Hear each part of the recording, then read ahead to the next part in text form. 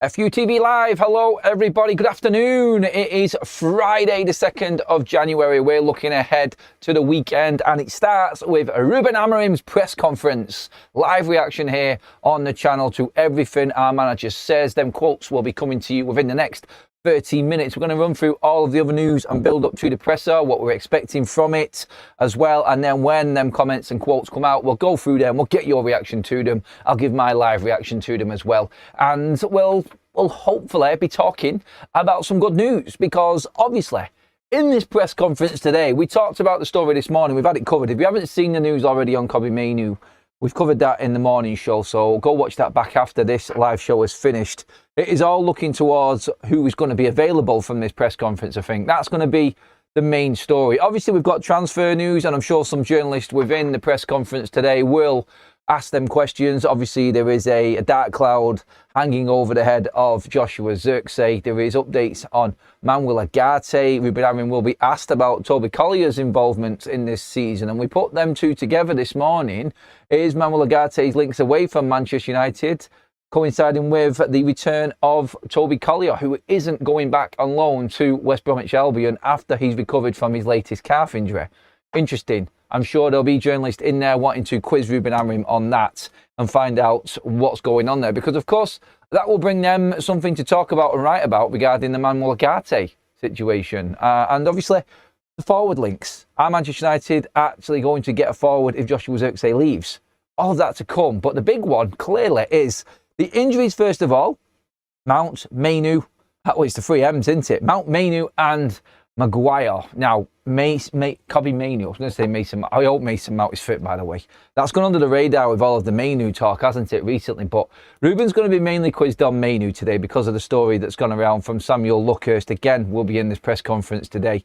He wrote about Kobbie Mainoo wanting to fight for his place in the side. Maybe there's been a U-turn, maybe there's been a conversation, and maybe Samuel will ask that question in the press conference. Let's see if he's got the balls to come out and ask that question right to Ruben, instead of just writing about it from his sources within the club about Mainoo's attitude and what he wants from Manchester United going forwards. Let's see, shall we? We're waiting for that, and hopefully we do get some usual Ruben Amorim honesty around them subjects, because he said in his last press conference, didn't he, that the door's always open for players that have got a problem and nobody's walked through it. So everything's okay. That's how Ruben does it. It's black and white, and if it doesn't happen, there's no problem. Whereas the journalists at Manchester United talk a different ballgame altogether. So let's see if the two collide and we get a bit of fireworks in the presser today. It's going to be a spicy one, I think, because the last game for Man United was that debacle of a performance, which was Wolves at home. It was dreadful football for Manchester United. And Ruben came under intense, let's say, criticism from the fans, the media, pundits. Everybody watching that game was criticising Ruben's tactics. Are we going to get any response from Ruben today in the presser on that? Are the journalists going to go back into it? Are you going to play a back four, Ruben? That's going to be a big question again. And he's going to say, it's not the same format. It changes. It's what I think best fits for this game. I just want to win the game. I just want to get a win and do everything I can. Then we look at the next one. That's the usual response. It's a crap Ruben example there, or crap Ruben impression, sorry, but you get where I'm going with it. That's the usual. He has them already made responses to certain questions, and I'm sure he knows what's coming his way. He'll have a list of responses that he's already got laid out in his head, that he knows what to say when that particular question comes along. But I think we can get around it. The media just need to be a little bit cleverer with the way that they ask the questions, I think. It's the same thing every single week.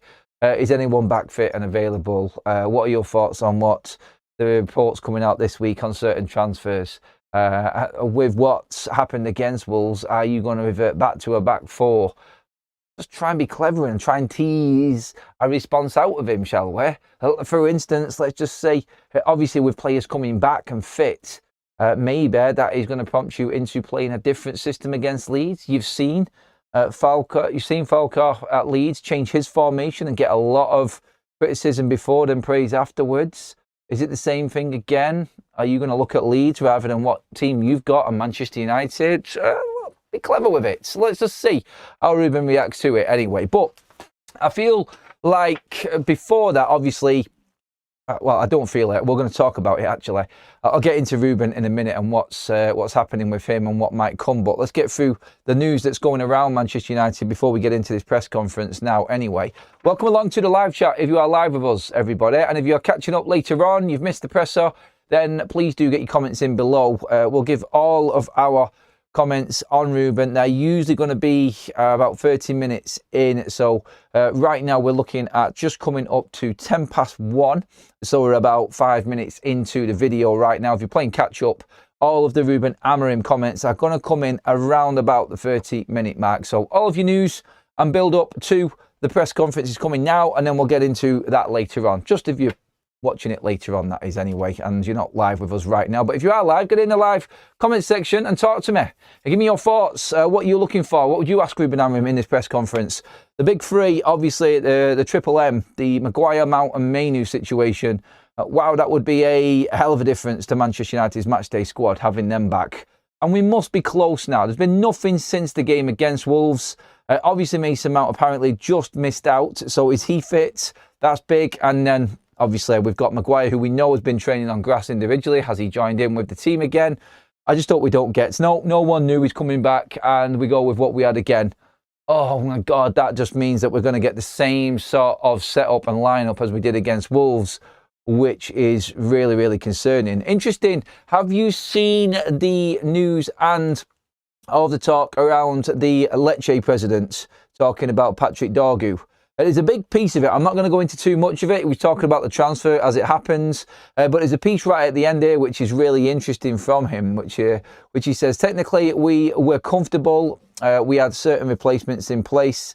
Despite this, great value from Dorgu because he was systematically deployed on the right as an inverted winger, a position in which he lost much of his potential, talking about what his potential was and where he was being played. Over the past few weeks, Dorgu has played on the right wing more often under Amorim, and he believes this will bring out the best out of the player. And then Ruben went and played him on the left against Wolves.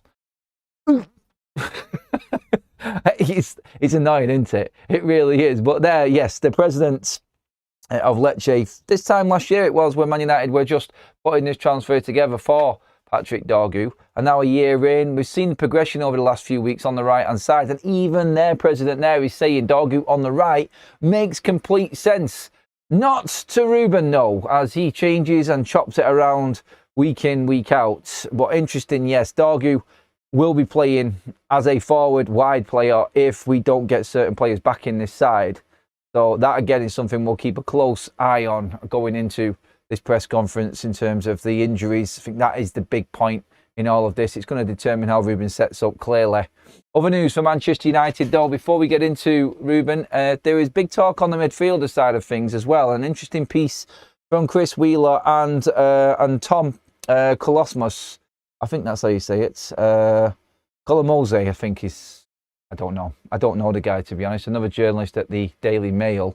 Apologies if I've said that name wrong. Manchester United scouts have been keeping a close eye on Christos Mouzakidis, as we know.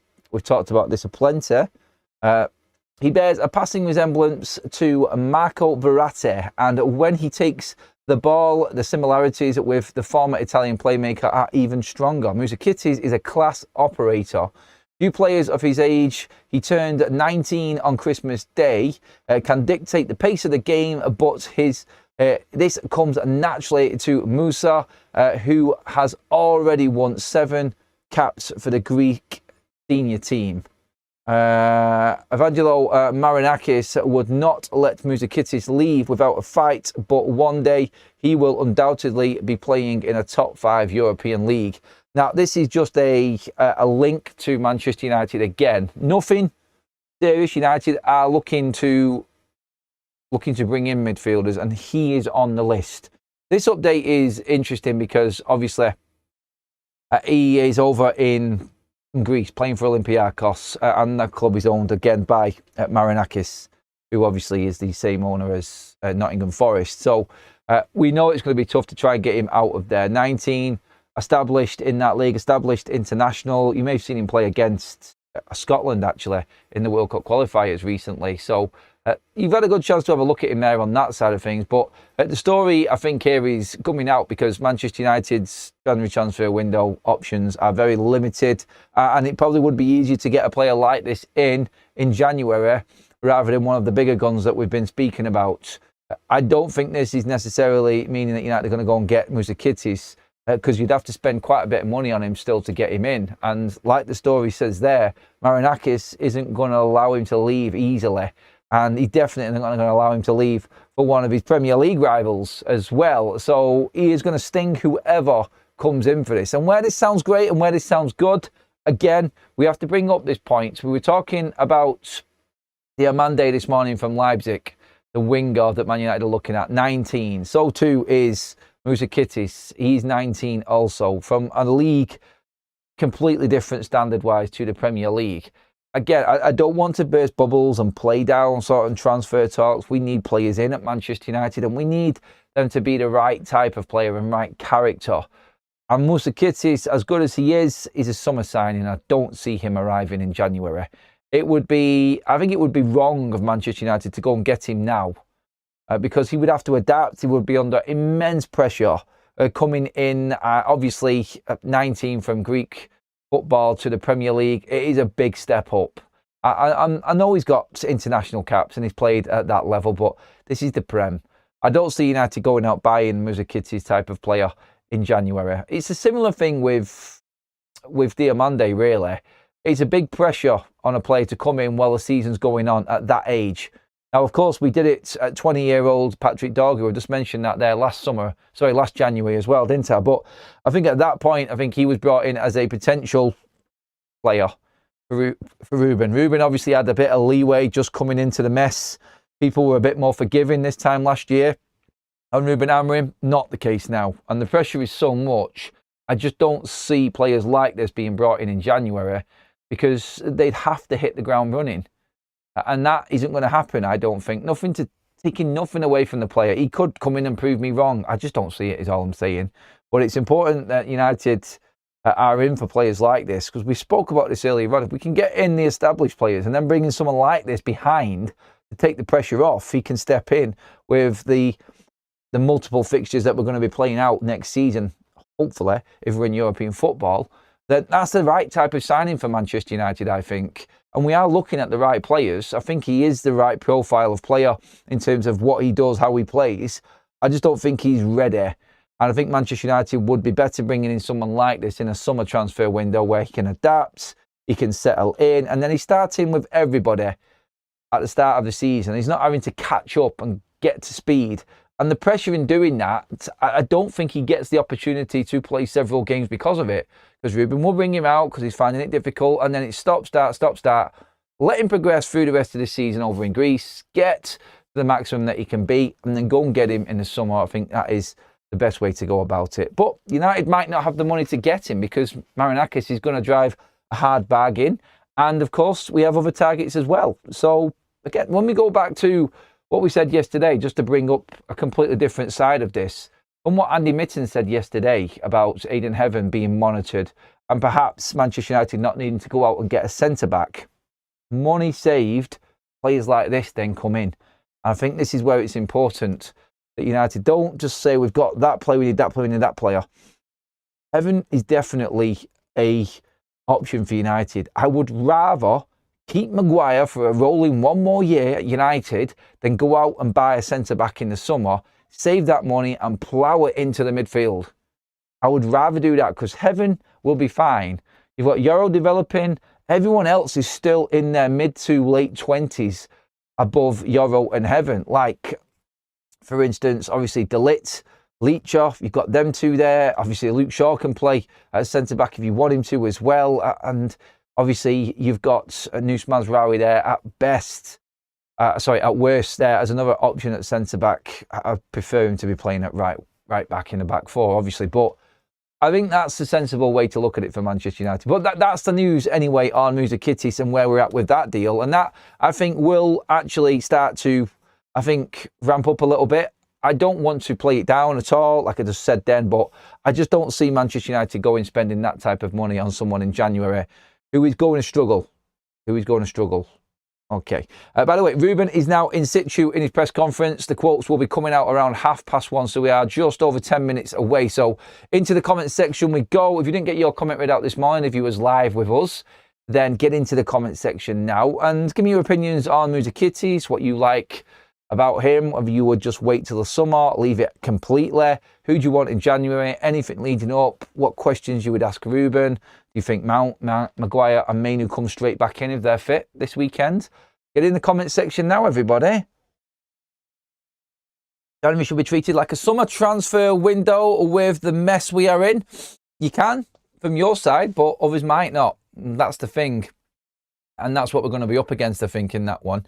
The fact you're considering Shaw into next year is depressing. Once the World Cup is over, he'll get toe injury again and be out for 10 months. Well, I'm not considering him. I'm looking at what we've got. And obviously, he's a left-back rather than a centre-back. A centre-back at best. Well, you're really pushing it for him to be a centre-back with what we've already got. I'm just saying the options we've got in defence are a lot stronger than what we've got in midfield. And I would just prioritise the midfield. It is so lacking so much in quality. It has to be the priority. And I would put it ahead of bringing another centre-back in. I would be happy for Maguire to stay one more year if it meant we got 3 centre midfielders in. Just where I'm at, and that's only my opinion, of course. Get yours into the comment section, and don't... I'd take Maresca tomorrow, says Tim. No, you wouldn't, Tim. Well, there's nothing that Maresca's proved, I don't think, that would make him the perfect fit for United right now. He's won trophies, obviously. Champions League football. I don't know. I don't want to talk about him, to be honest. But again, it's not just my show. Get your comments in as well, everybody. Let's see what we've got here. Mainoo will make 0% difference. We need a new manager. Up and down there, mate, from one end to the other, really. Mainoo and Amorim in one comment. Did you see Amorim's interview where he said he does not want to buy anyone in January post Villa presser? He does want to buy someone in January, but it has to be the right player. I think you've misquoted him on that one there, mate. He is willing to suffer if we cannot get the right player. In translation, if the right player is not available, we'll use what we've got and we will suffer until the summer window. Kind of throwing his own players under the bus a little bit there by saying suffering, but they created this. They knew the players. They had 8 months to see what this midfield was capable of, and they didn't buy anyone. So Ruben can't really complain. He could have put his foot down and said, we need someone else in midfield at least. And the big plan, I think he was hoping that Mainoo would be happy sitting on the bench. But he also did say that they don't know what's coming, this team, with not playing a game every single week. Not playing 2 games every week. And I think that was his get out with it all. We have a super chat in from Kevin. Hello, Kevin. How are you, mates? Happy New Year, Adam and fellow Reds. I'm looking forward to meeting you at Old Trafford on my birthday, May 2nd. Come on, Mighty Reds. Kevin, hope you're doing well, mate. Hope everything is okay and you and your family have had a good Christmas break. And thank you again for the super chat, mate. Yes, I am looking forward to it. Make sure you do stay in touch, mate, as well before that. He also has... I'm not going to read that one out. We need signings, but we will not get the midfield sorted. We will finish 9th or lower. If we lose 2 games and lower teams win, we'll be 11th. Yeah, not looking good if we keep on performing the way we are. We've got away with it up until now because the season is crazy and everyone's dropping points everywhere. So this, I think, is... it is a reality in a way, isn't it, that the league is so messed up. But really, when you look at Manchester United, we've got a bit lucky at this stage now. That's it. Would I take Emery? Says Ika. 100% I would take Emery. I think he's one of the best managers in the Premier League right now. And he's proved that this season again. We are lucky with where we are in the league. Going back to that again. It is I don't think it's a false position. We're up there with everybody else. It just so happens that everyone else is having an up and down season. I mentioned it this morning. Out of everyone in the top 10, there was 2 wins this weekend. 2 wins, which is unthinkable. Arsenal and Everton. Everyone else in the top 10 dropped points. Could not believe it. We actually gained on teams above us because we gained on Villa by a point and stayed the same with everybody else. Can you imagine Man United actually beating Wolves, the worst team in Premier League history, and where we would be? Can you imagine Man United actually beating West Ham at home and Everton at home, holding the league 3 times against Bournemouth at home, and where we would be right now? Hindsight. If, buts, maybes, nothing dead cert and nothing in concrete conviction from Manchester United to prove to us that they are going to take this opportunity, which we just described in the uncertainty around every other team at the moment, and grab it and use it. They haven't done enough for us. And look, I checked out on the West Ham game. I got really wound up because we couldn't beat Wolves. But every game I'm going into now, I just cannot expect too much anymore. And that's the problem. They're just not doing enough on that pitch to convince us. The table will tell us one thing, but we know what we're watching. The eye test never fails and it never lies. You see what you see. You see an underperforming, weak mentality football side that cannot get the job done against small teams. And if that continues, then we're in trouble because we have got massive games coming up in January. Someone actually private messaged me before and said that here's a prediction for you. If he loses to Leeds, he thinks he's gone this weekend. Get your comments in on that if you want, everybody as well. Red Devil, Germany.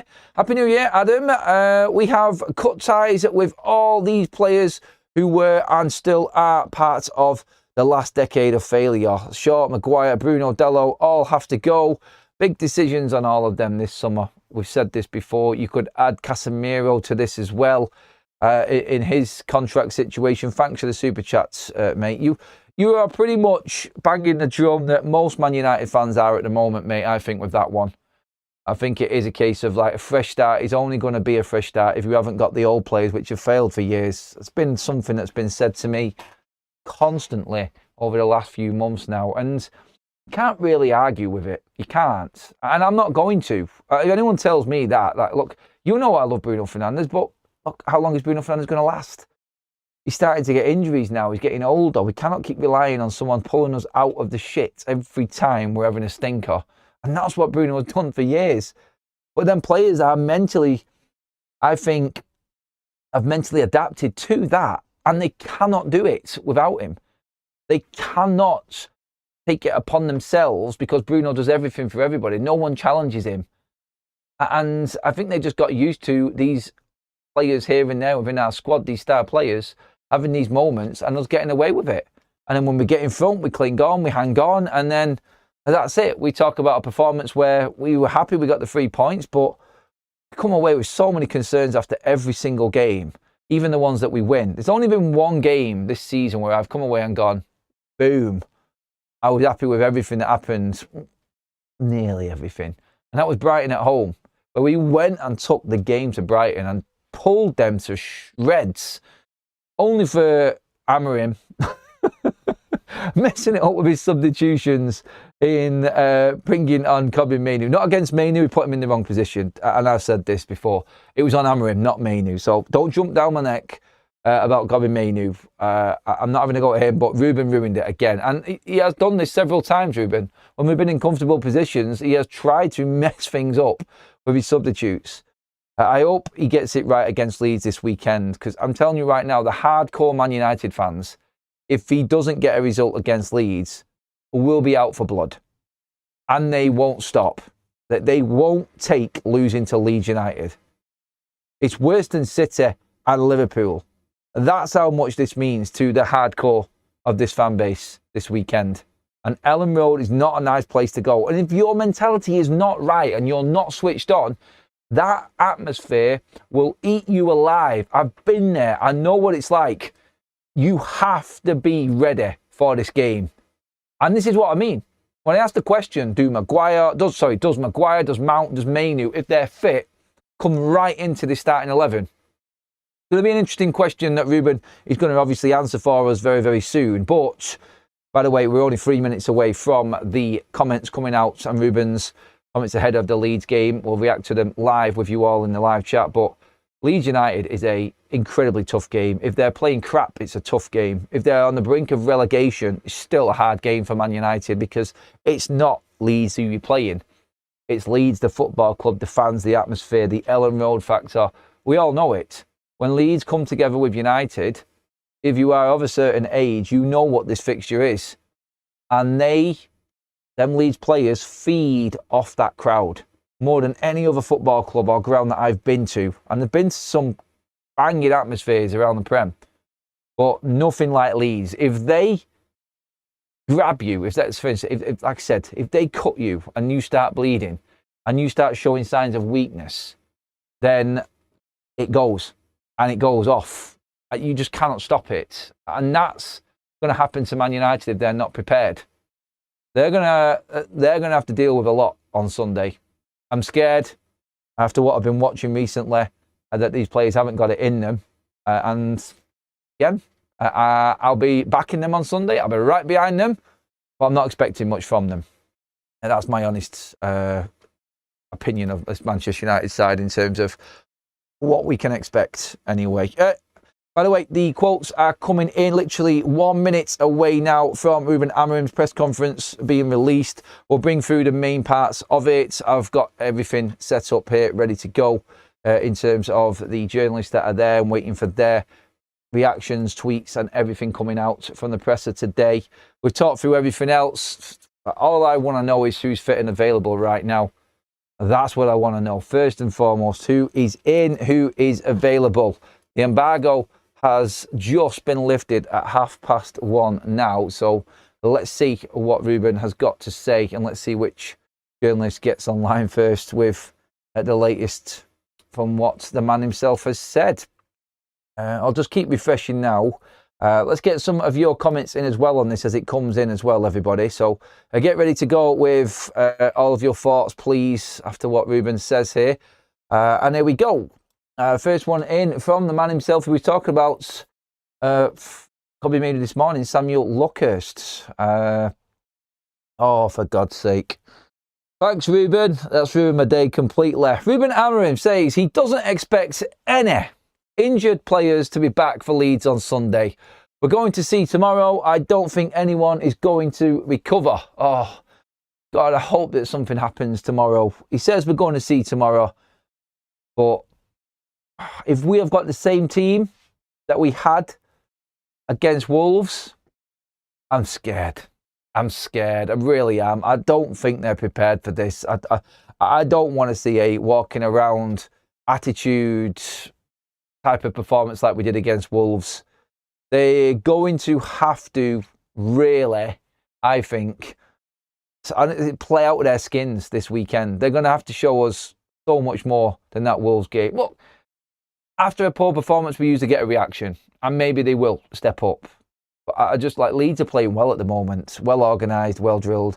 We could just do with a Mason Mount or a Maguire at least being back in the side. So let's see if anything comes out tomorrow. And of course, we've got the embargoed version coming out on Sunday morning as well from this press conference. But the first one, the obvious one, the questions being asked about Ruben Amorim, about the injured players. Your first headlines are that no injured players are expected to be back for the game against Leeds on Sunday. What the hell is wrong with Kobbie Mainoo? What's wrong with Mason Mount? Why is Maguire not fit yet? We were expecting these players to be back last year. Well, Maguire anyway. And Kobbie Mainoo was only supposed to be a small delay. And now we're looking going on 3 to 4 weeks worth. That's not small in terms of Manchester United's season right now. Amorim says his young subs will have to handle the atmosphere. They have to. It's a game in a hostile environment, but they need to be ready. They will experience that. It's going to be hard for every player, even players with lots of experience. I think Ruben's just preparing us here for what is coming. I think that's what he's saying here. No different issues we are going to see tomorrow. We have one more training. I don't think that anyone is going to recover, but we will see. He's basically there just covering all the angles, Ruben Amorim there. And I think it can obviously be said and looked at in a few different ways off a quote. But I take from that, let's see after one more training session tomorrow. So fingers crossed, Reds, that someone does actually come up and prove to Ruben that they're fit enough to play. So, yeah, no extra problems, which is a good thing. Just the usual problems that we know about in terms of the big players that are out at the moment. My God, we are literally clinging on, aren't we? I just hope that, again, like Ruben's going to say no excuse. They're going to have to deal with it. They are. But if he's going to continue with the way that he's actually working these young players into the team, then they're all going to come under pressure because Fletcher is not ready to play. He's not tried Lacey properly yet. Fletcher's not ready to play in that midfield. I would rather see Leacher step up and bring Diarra on for one of the midfielders. Put Leacher into the midfield or something like that. If he starts messing around with this three at the back with this young team in this formation, and let's not forget, the young players don't naturally play the 3-4-3 formation. Yes, they've come into Manchester United first team training and trained with the first team, and they should have learnt a bit from that, but in-game is totally different to on the training pitch for me. And that, I think, is going to be the difference. Let's get through some more of these comments from Ruben Amorim. I'm just going to run through the majority of what I can now for you. Just going to go through quite a few quickly. Doesn't expect many players to leave either. Has anyone knocked on his door? No, I don't expect them to come to me and ask to leave. So ask the same question again on players leaving. Doesn't expect it. I think that was just him covering everything up, to be honest. Obviously, there's players that are being reportedly wanting out of Manchester United. I'm not expecting much activity in the transfer window. The transfer window is not going to change. We have no conversations to have any change in the squad. Ruben's playing down the transfer window here completely in this press conference. It's not going to really encourage many Man United fans, this. And you probably get quite a lot of upset Manchester United fans feeding off the back of this press conference here, going off these quotes so far.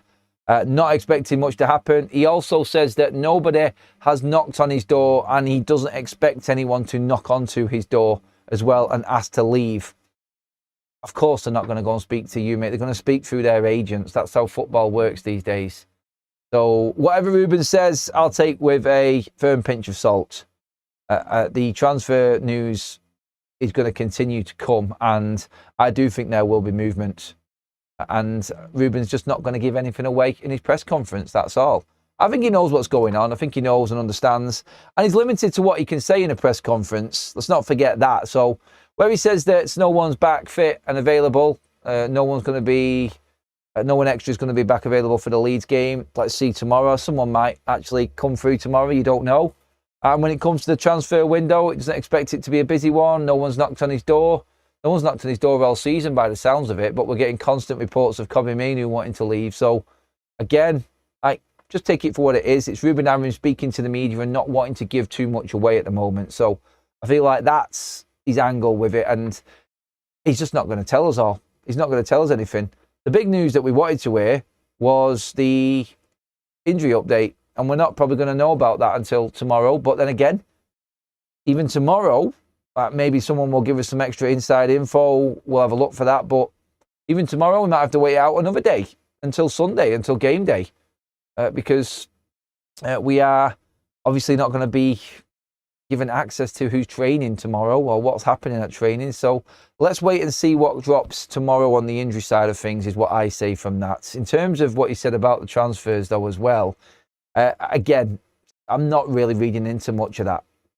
I don't think that United are going to do no business. United have to do business in January because there is a lot going on. Let's see what else we've got in this one here. In terms, let me get some more details out on the press conference for you all. I'm going to read through quite a few more of the quotes here. Just bear with me 1 second.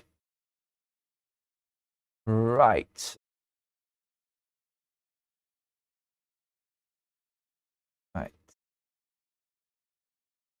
Checks that one. No one's asked to leave. I'm just running through all of the quotes now. Academy players. We will look to everything but young players that need to be prepared. I will, of course, try to choose a team ready to play Leeds. They have to handle it in the hostile environment. It will be hard for every player.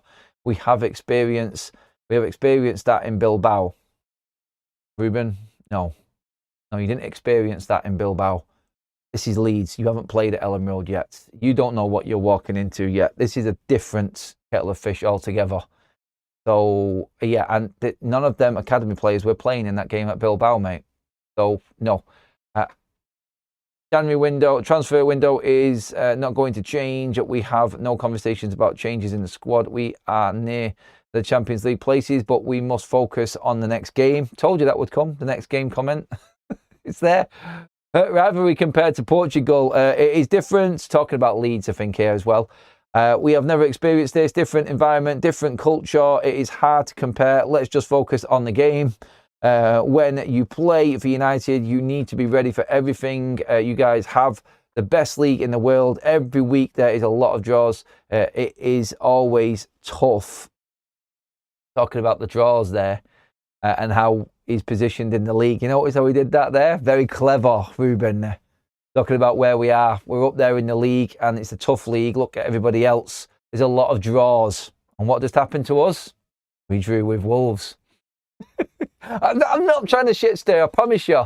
But I know exactly what he's doing with that one there. He just drops these little hint bombs in on what he's saying, Ruben Amorim. And look, I don't blame him. It's like his little punch back at everything. He's saying, look where we are in the league. We're in the Champions League fight. We're actually level on points with a team in the Champions League. And you'll always be able to go back to that. But United fans will always remember you not being able to beat West Ham, Bournemouth, Wolves and Everton at home. Simple as that, Ruben, I'm afraid. Talking about Leeds, actually, he says, they have a lot of pace. Sometimes we struggle with pace. We proved we can win any game in any context. They have different players in front. They have good players, good manager as well. And you know what? In terms of the game, I think that's pretty much it from Ruben Amorim in the press conference. A bit disappointing, to be honest. It was a very quick one again. It barely lasts 6 bleeding minutes. Like, you're giving us nothing, Ruben, lad. Anyway, let's get into some of your comments, actually. I've said enough there on Ruben myself. Let's see what we're all saying in the comments. Boxy said, did anyone not find it weak when Amorim said he's not changing tactics because the media have made a big deal about it? The press are in his head. He's mentally weak, says Boxing. Paul says, Amorim is making too many enemies and has lost respect from his players. That's a big shout. What's what we got in here? I hate to say it, but the team are used to back three now. Maybe with more junior members, the squad will be a back three is the best option. It just doesn't work, mate. He's saying that the players need to be prepared. He can help this team by setting up in a way which makes his players more comfortable in the position and, like he says, concentrate on the game. If you want to take the atmosphere out of it and look at the game in detail and look at what we can do, then you look at putting players in their favoured positions to make them feel more comfortable. I said this before. He's gone past coaching with Ruben Amorim now. He has coached his team to play the three at the back, and they have reached their ceiling, and it's not that good. So now he has to manage. Coaching days, well, not coaching days, but the coaching part of his job is done. He can't do any more with this team. Now he has to manage, and I've said this so many times before, we're judging the manager now of Ruben Amorim rather than the coach, because he needs to then look at this game and go, can I make this game a bit easier? Give these players less to actually think about, with all the atmosphere and everything else on top. Play a player in his favourite position because that's where I'm going to get more out of him. Give him less to think about. That's what he's got to do now, I think. And if he goes down this stubborn road of sticking to his three at the back and it doesn't work on Sunday, then I'm sorry, I won't be defending him. And I don't think there'll be many Man United fans looking at him and giving him any sort of excuse at all. He can still set this team up to win the game. And if United want to win this game with the players and squad that we've got right now, then it's with four at the back, with two comfortable fullbacks in Luke Shaw and Dalot, comfortable centre-backs in Leacher and Heaven. You then go with your midfield of Casemiro, Manuel Ugarte.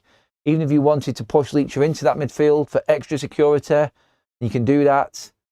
And you've got Diarra coming behind him. Then you're looking at the front line. You've got Cunha, you've got Sesko, and you're going to have to rely on Xerxes again. If you're ballsy enough, maybe start Lacey. But again, looking at the academy players coming through recently, I just don't think they're ready. And this is a game where, like he says there, the only thing he's got right so far, I think, is the atmosphere and the pressure. They'll have to deal with it. I don't know. I don't know how he's going to approach it. I've given up on guessing as to what Ruben's going to do. I'll just wait till a day when that team drops and then deal with it then. I can make my comments on what I think he could do and how he might deal with it, but I don't think it really matters. And we're going to have to, obviously, accept what comes our way this weekend. I hope it works out for him. I really do. I really do, because this is a big turning point. If he gets a win against Leeds, it will be massive for Ruben Amorim, because the fans will always remember that. And I'm not saying that that's going to forgive everything that's gone before, but this will be a boost for him and a timely boost for him. We watched Sunderland last night. What a great game and atmosphere. Sunderland up against, well, again, I think that's what Ruben was saying before, talking about how difficult this league is. City struggling, everyone's struggling. We nearly threw a 3-goal lead away versus Brighton. One half of good football, and we have a track record of playing well versus teams that come at us like Arsenal, Liverpool, etc. Well, I don't know how Leeds are going to approach this game. Actually, that's going to be an interesting one, innit? Are they going to give us the ball? What's it?